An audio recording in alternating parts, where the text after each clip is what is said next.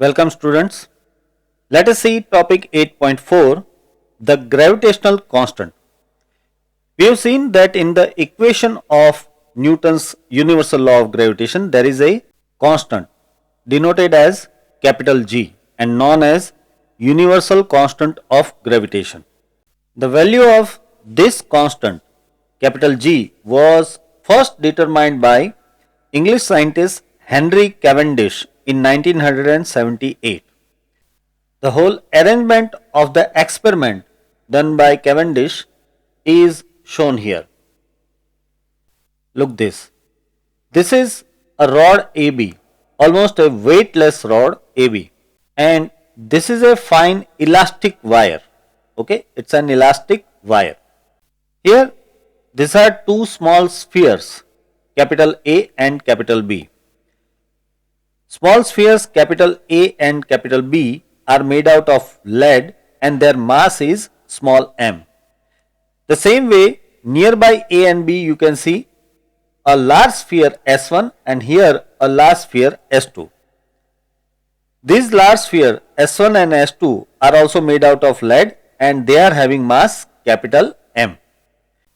Now try to understand the arrangement of this sphere S1 and S2. Basically, this sphere S1 is kept in front of this small sphere capital A and this large sphere S2 is kept behind the small sphere capital B. Right? Now what will happen? See, this sphere S1 will apply a gravitational force to the small sphere capital A and this sphere S2 will apply gravitational force to the small sphere capital B. Let me show these forces. Here you can see this is force F and this is also force F. Both the force will be same because the masses are same on both the ends, small m and capital M. Here I am showing small m and capital M masses. And the distance between them is also same. Let me show the distance as well. Here is the distance d from the center of the small sphere to the center of the large sphere. The same way here also, from the center of the small sphere to the center of the large sphere, the distance d is shown. Now in this condition, gravitational force on mass small m due to the mass capital M can be written as F is equal to G mm upon d square. Here both the masses are m and capital M and the distance is d. So G mm upon d square, right? Now because both of these forces are applied exactly in opposite direction and they are same in magnitude, that's why the resultant force will be 0. But these two forces are not collinear, that's why they will produce a torque. Now we know that the torque produced by a pair of two opposite forces or say moment of couple can be sought out by the equation, that is torque tau is equal to force into perpendicular distance between both the forces. Here the perpendicular distance between both the forces is nothing but the length of the rod, that is capital L, right? The distance between AB is the length of the rod and that is capital L. Now from these values we can find out torque. Torque on the rod due to the force F can be written as torque tau is equal to F into L. As I said, force into perpendicular distance between both the forces. Now here we can place the equation of F, that is G small m capital M upon d square into L. So here is the first equation for torque. Now due to this torque, obviously this rod will rotate in anti-clockwise direction, right? So I can show the new situation or new orientation of this rod something like this. Let me complete this figure. This is small m mass, here also another small m mass. So this is the new condition of this rod, you can see this rod is making some angle now. Let us say this angle is theta. Let me call it like theta. Okay. Now, due to this angle, this wire will be twisted. It will be twisted for an angle theta. Now, due to that twist, it will produce a restoring torque. Means the wire will try to come back in its own position. So, it will produce a restoring torque. This restoring torque, which I am naming as tau dash, is equal to k theta. Here theta is the same angle what we have shown here, and k is the torsional constant of this wire. Now, because both of the torques are applied in opposite direction, let me show you in this figure. Torque tau is in anti-clockwise direction, whereas torque tau dash, which is the restoring torque, is in clockwise direction, right? So, because they both are in opposite direction and this restoring torque is proportional to the angle theta, so at some angle theta, both the torques will become same. The torque produced by the gravitational force and the restoring torque tau dash will become same. So, in that equilibrium condition, we can say both the torques tau and tau dash will become same. And so, from that equation only we can write that G small m capital M upon d square into L will become equal to k theta. Or further, I can write it like G is equal to k theta d square upon small m capital M into L. Now, Cavendish put all these values in this equation. K, that was torsional constant, theta, that was angle in radian, d, that was the distance between the small sphere and the large sphere, small m is the mass of small sphere, capital M is the mass of large sphere, and L is the length of the rod AB, right. So, from this equation, he sought out the value of G. For more precision, Cavendish shifted this large sphere in this side and this large sphere in this side. So, obviously the direction of torque will be changed, and so he got theta in opposite direction. And from the same process and the same equation, he again sought out the value of G. After this, obviously he took average of both the values of G, that is sought out from deflection in both the sides. In fact, the value of G that is sought out from this experiment was not exactly correct. The refined value of G, what we use today and what is accepted, is 6.67 into 10 raised to minus 11 Newton meter square per kilogram square. You have to remember this value. Capital G is equal to 6.67 into 10 raised to minus 11 Newton meter square per kilogram square. Alright. Now let us see topic 8.5, that is acceleration due to gravity of Earth. For this, let us see this figure. Here, this is Earth, this is mass of Earth ME, and this is radius of Earth capital RE. Alright. Now, this whole Earth can be assumed as if made out of spherical shells of different radiuses. Means, if I start from the center, then here is the smallest spherical shell. Then after one another shell over the first shell having a little larger radius, then after third shell on the second shell, again fourth shell on the third shell, and so on. This way we can go up to the radius capital RE. In short, we can assume this Earth made out of different shells overlapping each other. To understand this, I can give you one example, that is onion. onion is having multiple layers one upon another, and that way the whole onion is created. The same way, here you to consider this whole earth made out of many different shells, that means many different layers one on the other.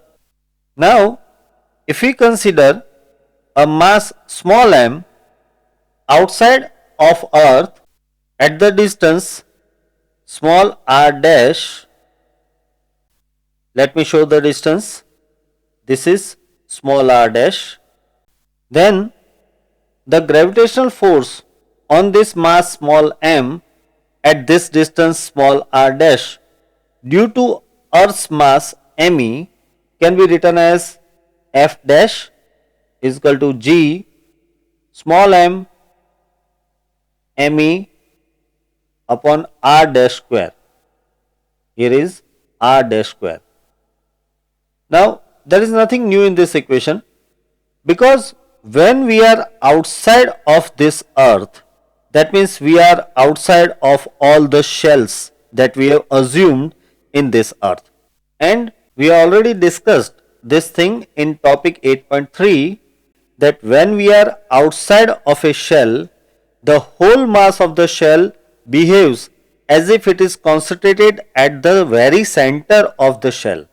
That means here also when we are outside of all the shells in earth, then the whole mass of earth, that is me, will behave as if it is concentrated at the very center of the earth, that means at the point O. And so now the mass me and the mass small m is having a distance r dash, so the equation of gravitational force will be this only, F dash is equal to g m me upon r dash square. So now gravitational acceleration at this point can be written as g dash is equal to F dash upon m, right? So the answer will be g me upon r dash square, right? G me upon r dash square. Don't forget that this equation is from F dash is equal to mg dash, the Newton's second law. F is equal to ma, or say F is equal to mg. So obviously g becomes F upon m, and that's why here g dash is F dash upon m, and that is g me upon r dash square, right? Now the main important point is that if we choose mass m below the earth's surface, see this figure, if it is below the earth's surface, let us say at a depth d, or we can say from this figure that if mass m is at a distance small r from the earth center, then the gravitational force on mass small m at a distance small r from the center can be written as F is equal to g small m capital M r upon r square. Now let me explain what is mr. See, mr is the mass of the inner portion of the earth having radius small r. That means we can say that this mass small m is kept on the surface of the inner sphere of mass mr, right? Also we can say that this mass small m is kept inside the shell having thickness d. Listen it properly. I said that mass small m is kept inside the shell having thickness small d, right? That means I have divided the whole earth into two parts. One is the inner sphere having radius small r having mass mr, and one is the outer shell having thickness d. Alright. Now from topic 8.3 we know that inside a shell gravitational force is 0. So due to this shell of thickness d, there will be no gravitational force on this mass small m. But because this mass small m is on this sphere of mass mr, it will definitely have a gravitational force, and that gravitational force will be, as per this equation, F is equal to G m mr upon r square. Now we have to sort out the equation of mr. Let us see that. First of all, let me discuss about the mass me. Here mass me can be written as V into rho. See, mass is equal to volume into density. So I have written volume VE into density rho. But now VE is volume of whole earth. This earth is in spherical shape. That's why we can use the volume equation for sphere, that is 4 by 3 pi r cube. Here we should write re cube and then the density rho. Right? This is the equation of mass me. And for mass mr, we can write the volume Vr into rho. Vr is the volume of the inner sphere that we assumed of radius small r. So the volume equation for Vr will become 4 by 3 pi small r cube multiplied by density rho. Now I will multiply and divide this equation with re cube. So I can write 4 by 3 pi, r cube is already there, and here multiplying with re cube, dividing with re cube into multiplication rho. So this equation now can be written as 4 by 3 pi re cube into rho, and here small r cube upon re cube. Alright. Here you can see that this is nothing but me. See the first equation. This is nothing but the equation of me. So now I am getting the equation of mr as me into small r cube upon re cube. Now this value I can place in the equation number 1. So now equation 1 can be written as F is equal to G small m me upon here is r square multiplied by here it will be r cube upon re cube. Solving this, we will get the equation of F as G small m me upon re cube into small r.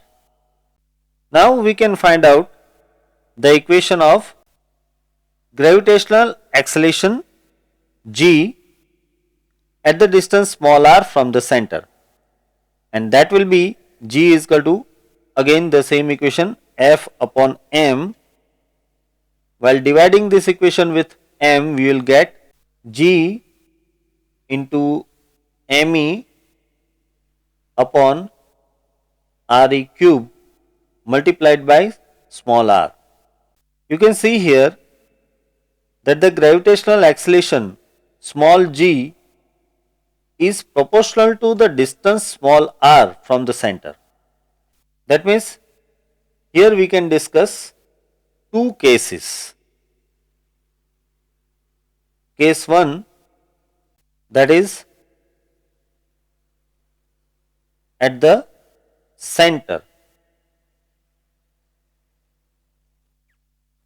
of earth. At the center of earth, r will become 0, and so the gravitational acceleration g will also become 0. So remember, at the center of earth, gravitational acceleration is 0. Sometimes people have a misconcept that at the center of earth the gravitational force will be maximum and so the gravitational acceleration will be also maximum. But it is exactly opposite. At the center of earth gravitational force is 0 and so gravitational acceleration is also 0. Now let us see case 2. Case 2 is on the surface of earth. Now when you are on the surface of earth, obviously r, small r becomes re, the radius of earth, and so the equation of g will become gme upon re square. Check this equation. When you put small r is equal to capital RE, so 1 RE and here RE cube, so remaining is RE square in the denominator, and that's why here we are getting RE square. So on earth's surface G is equal to gme upon RE square. Remember that this is also known as GE sometimes. It is gravitational acceleration on earth's surface, that's why it is also denoted by GE.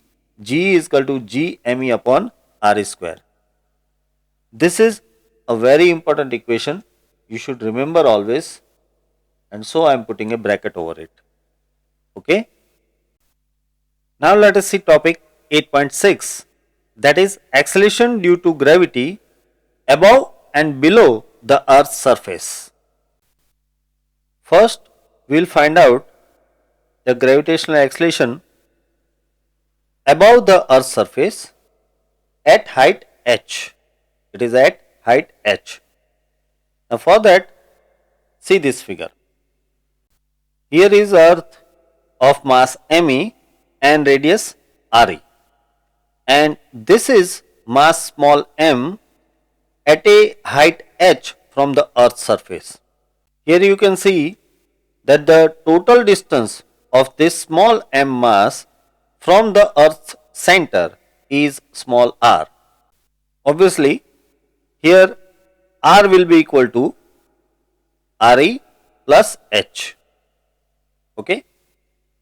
Now I will find out the gravitational force on this mass small m due to earth. Gravitational force on mass small m at height h due to earth can be written as Fh, and that will be equal to G small m capital Me upon small r square. This is nothing new, the common equation of gravitational force, but here small r is Re plus h. So I will write at the place of small r Re plus h and whole square. Now from this gravitational acceleration at height h can be written as Gh, that will be equal to Fh upon m. We are again using the same equation of Newton's second law. F is equal to mg, and so G is equal to F upon m. Now further this will become Gme upon Re plus h whole square. Alright. Now if I take out Re common from the bracket in the denominator, the equation will become like this. The numerator will be the same, Gme. Here in the denominator I am taking out Re common, but on the bracket there is a square, so here there will be a square, and the first term will be divided by Re, so it will remain only 1. The second term, that is h, will be divided by Re and whole square. I hope you understood this equation. I have taken out RE common from this bracket. So because there is a square, it is RE square, and because I am taking out RE common, so I have to divide the whole term with RE. So here RE upon RE becomes 1, and here H upon RE is there, and the remaining is square. Alright. Now see this portion, G ME upon RE square. This G ME upon RE square is nothing but the gravitational acceleration on the Earth's surface. So now this equation can be written as GH is equal to G, and the remaining term, that is the bracket in the denominator, that I am putting in the numerator with a negative power. So it is 1 plus H upon RE raised to minus 2. Okay. Now let's move forward. Here first I want to remind you one equation that I have taught you in basic mathematics for physics lectures. There are 4 lectures for basic mathematics or physics which I have uploaded in the very beginning of this channel. You can find out in the playlist. It is very important for all of the students. Now in that lecture I have discussed this binomial expression. As per binomial expression, if you are having a term like 1 plus x raised to minus n, where x is very less than 1, means x is very small, then it can be written as nearly equal to 1 minus nx. Okay. Now the same we are going to use in our equation. See this equation in the left side. Here we are having a bracket 1 plus h upon RE raised to minus 2, which is similar to 1 plus x raised to minus n. Here x is h upon RE, and we know that the value of h will be very less than RE, because h is the height of the mass small m from Earth's surface.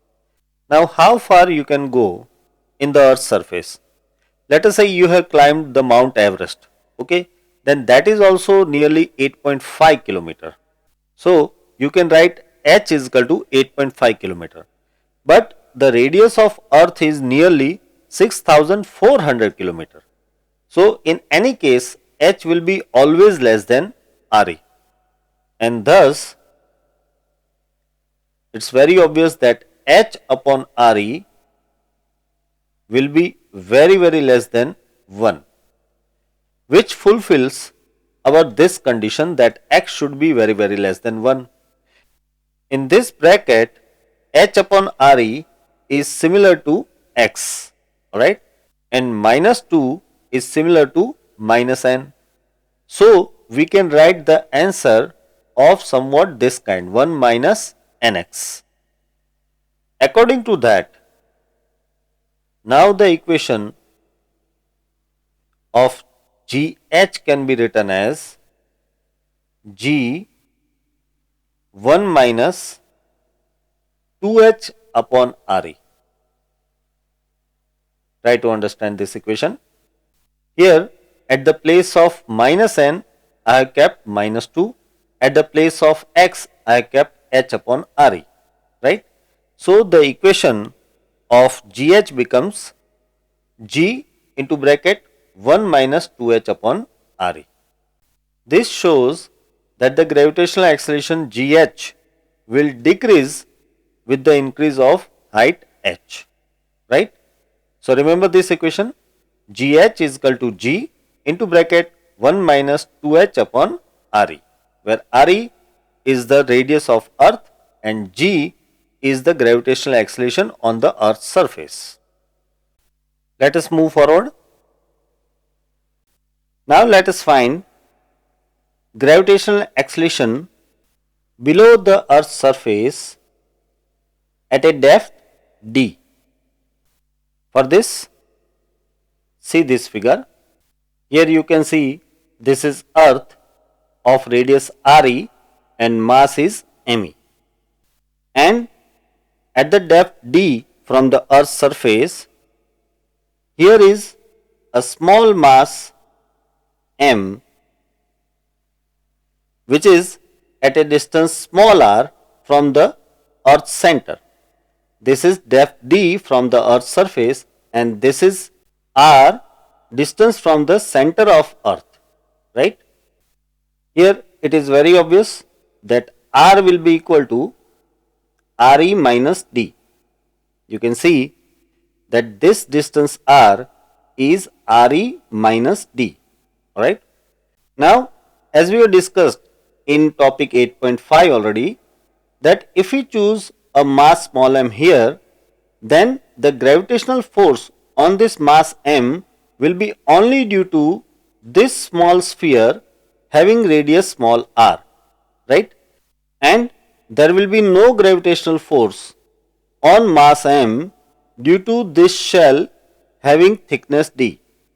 This shell of thickness d will not apply any gravitational force on mass m, but the inner sphere, which is having exactly radius small r and having mass ms, will definitely apply gravitational force on this mass small m, where the distance small r depends on depth d. Small r is re minus d, alright. Thus, now we can write the gravitational force on mass m at a depth d, that is Fd, is equal to g small m ms. Note here that this is not me, it is ms upon small r square. Now we have to find out the equation of ms in terms of mass me. Here total mass of earth me can be written as volume into density, volume V into density rho, but volume is 4 by 3 pi Re cube and the density is rho. Also, the mass of the smaller sphere, let us say ms, can be written as Vs into rho. This Vs can be written as 4 by 3 pi small r cube. Here the radius of this smaller sphere is small r, so small r cube into rho. Now I am multiplying this equation by Re cube and again dividing this equation with Re cube. So it will become this way, Re cube upon Re cube and rho. But here 4 by 3 pi Re cube into rho is nothing but me. So I can place me there.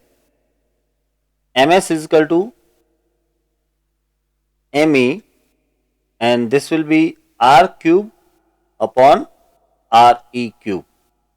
Okay. This I can put in the equation of Fd. Now the gravitational force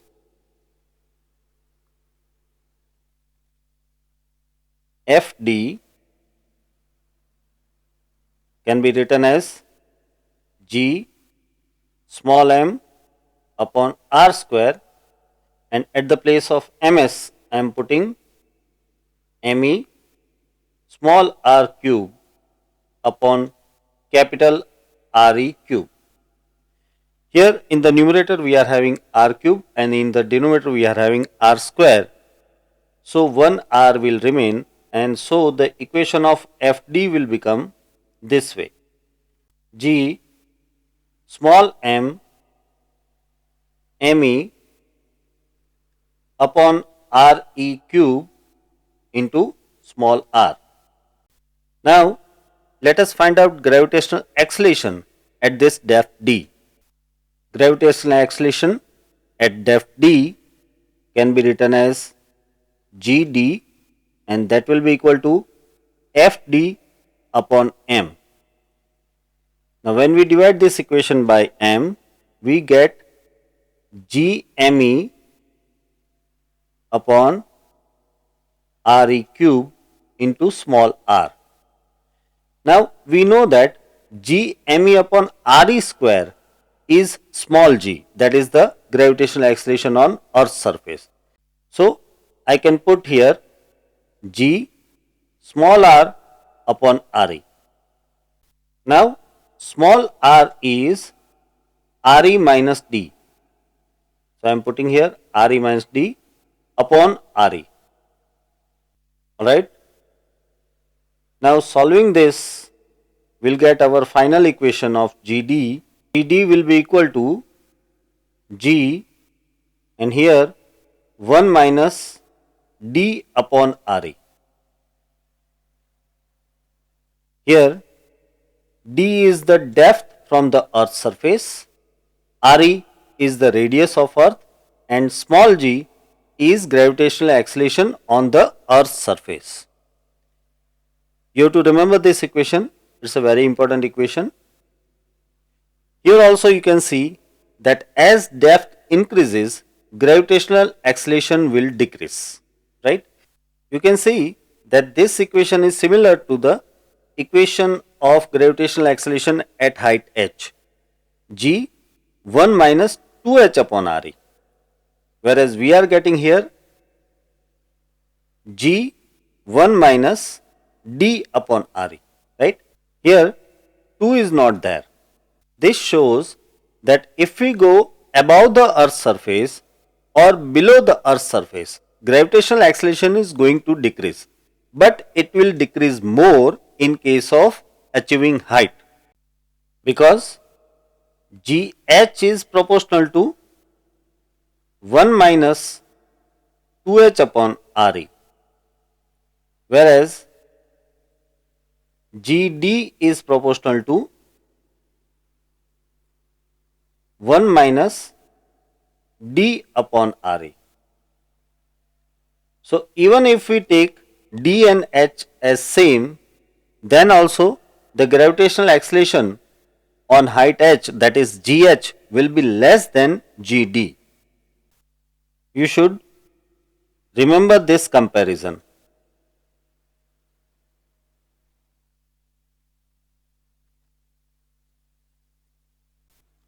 Alright. So with this, I end up my lecture here, and let me remind you, as always, all the question answers of today's topic is given in a PDF form, and you can find it from the description box. Okay. So herewith, Anshul Baldania is signing off. Take care.